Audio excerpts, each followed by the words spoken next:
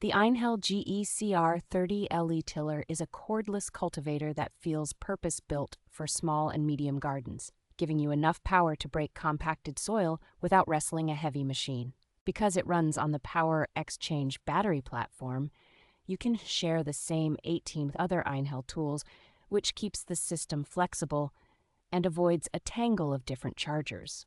With 4 sturdy steel tines, a working width of about 30 centimeters, and a working depth of roughly 20 centimeters, it covers beds efficiently while still being precise enough to work between rows of plants. The absence of a power cable makes it far easier to move around awkward corners and raised beds, and there is no risk of slicing through a lead while you are concentrating on the soil.